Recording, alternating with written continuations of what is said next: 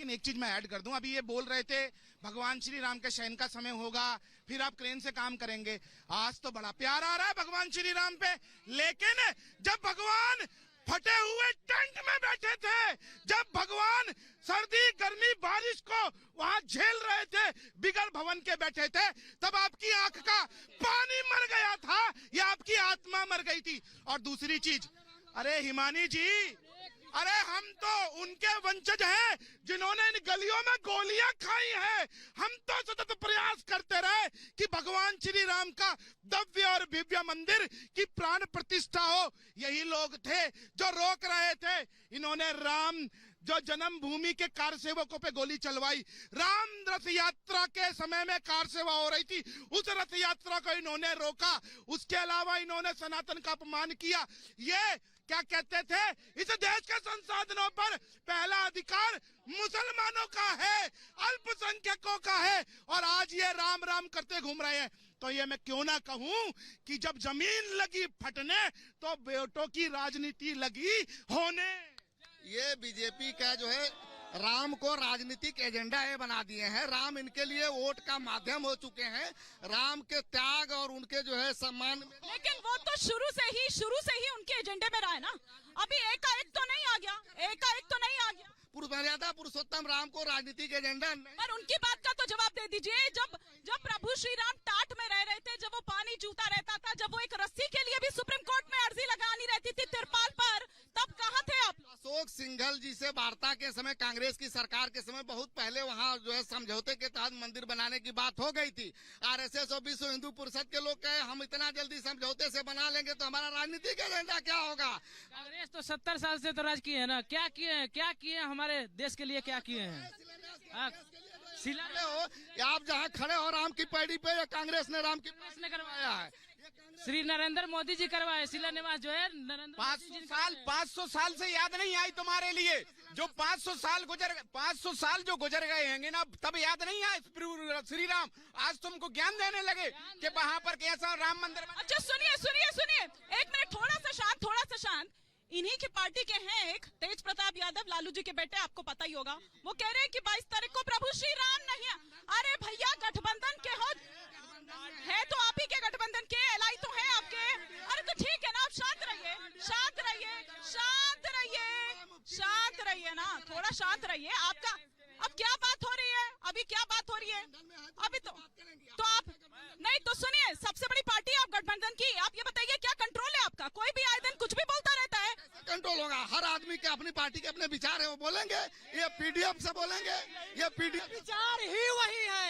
इनके जो विचार हैं वो सनातन विरोध। मैडम जी, जैसे कि राम मंदिर बन गया, धारा 370 हटी, अब मुख्य मुद्दा है बेरोजगारी वाली। सभी युवा बेरोजगार हैं। मैं एक दुकानदार हूँ, मेरी छोटी दुकान है। यानी कि डिजिटल, यानी कि जैसे फ्लिपकार्ट, अमेजन तमाम आ गए। हाँ, दुकानदारों का, यानी कि छोटे दुकानदार दिन का दिन उनकी दुकान, यानी कि कोई ग्राहक नहीं आता है।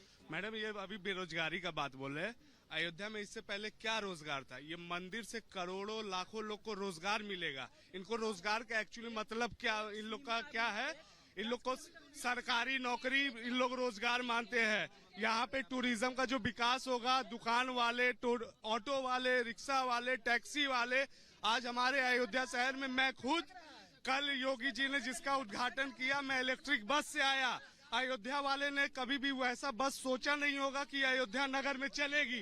जी कमलेश जी, रुक जाइए। आप काहे इतना नाराज हो रहे हैं? नाराज ही हो रहे हैं। जनता कुछ कह रही है तो नाराज, एंकर कुछ पूछ रहा है तो नाराज। अरे थोड़ा सा शांत। मैं इसका जवाब लूंगी।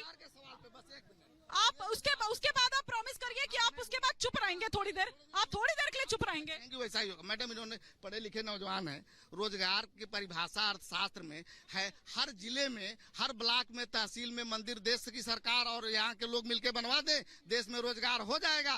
न डॉक्टर की जरूरत है, न अध्यापक की जरूरत है, न पुलिस की जरूरत है, न और किसी चीज की जरूरत है। केवल मंदिर बनवा दीजिए, फूल माला बतासा बेचें, लोग दर्शन करने जाएं, और इस देश में रोजगार का दूसरा विकल्प सारा जो है खत्म कर दिया जाए। ये रोजगार की सिर्फ मंदिर ही बन रहा है क्या? सिर्फ मंदिर ही बन? एक सेकंड, अरे रुक जाइए। आपने कहा था कि आप उसके बाद चुप। विचार ही है इनके, वही डेंगू मलेरिया के इनके विचार जो है। मैम सुनिए, बाकियों को भी बोलने दीजिए। एक आपकी आवाज ही नहीं जा रही है। इंडिया अलायंस जो है मैम, इनका चेहरा यही चेहरा है मैम, इंडिया अलायंस का यही चेहरा है। अब देख लीजिए आप इस समय प्रेजेंट टाइम में किसका चेहरा है। बहुत दिन नहीं हो गया है, वो 3 पीढ़ी पहले की बात नहीं है, कुछ महीने पहले। अच्छा सुनिए ना, दूसरे को भी सुनिएगा कि नहीं सुनिएगा, दूसरे को भी सुनिएगा कि नहीं सुनिएगा। तो नहीं सुन रहे ना आप नहीं सुन, एक तरफा की क्या बात है। आप सुन लीजिए, जरा सुन लीजिए, अभी तो आपने पूरी भी नहीं करने दी। आप कांग्रेस के प्रवक्ता हैं तो आप 22 तारीख को मान रहे हैं राहुल गांधी आएंगे। 22 तारीख को आने में क्या हर्ज है। 22 तारीख को प्रधानमंत्री जी ने आप 22 तारीख को आने में क्या हर्ज है, आपको पूछ रहे हैं। प्रधानमंत्री जी ने कहा कि 22 तारीख को यहाँ बहुत ज्यादा भीड़ न बढ़ाया जाए, केवल हम 7,000 लोगों को। एक मिनट 7,000 VIP में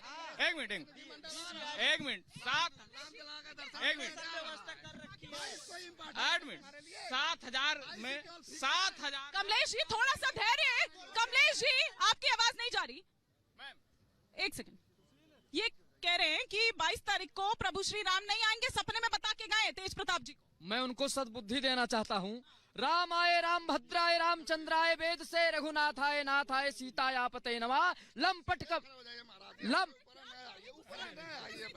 आराम से खड़े हो जाइए। लंपट कपटी कुटिल विशेषी सपने हो संत सभा नहीं देखी। जो लंपट है, जो कपटी है, जो कुटिल है, उसको संत सभा राम सभा अच्छा नहीं लग रहा है। रामराज बैठे त्रिलोका, हर्षित भय गए सब शोका। 500 वर्षों के बाद भगवान श्री राम लड़ा अपने सिंहासन पे विराजमान होने वाले हैं, तो क्यों विरोधी बन रहे हो। मैं पूछना चाहता हूँ, ये विपक्षों से राम का विरोधी क्यों बन रहे हो। राम का विरोधी बनने से कल्याण नहीं है। राम के चरणों में आते तो तुमको सद्बुद्धि मिल जाती। जिस प्रकार भारत के माननीय प्रधानमंत्री जी राम के सेवक बन करके राम जी को अगर प्रकट कर रहे हैं तो तुमको क्या तकलीफ है। क्योंकि हरि व्यापक सर्वस समाना, प्रेम ते होय प्रकट में जाना। करने वाले बन गए। हाँ प्रकट करते हैं।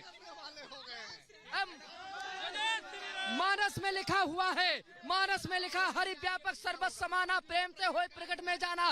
राम व्यापक है, कोई भी प्रकट कर सकता है। नरेंद्र मोदी जी प्रकट करेंगे। ठीक है ठीक है ठीक है ठीक। देखिए आपने तेज प्रताप जी के विषय में बताया ना, एक रामायण जी में चौपाई है, वो मैं बता देता हूँ। शिवद्रोही मम भगत कहावा, सोनर सपने हूँ मोही ना पावा।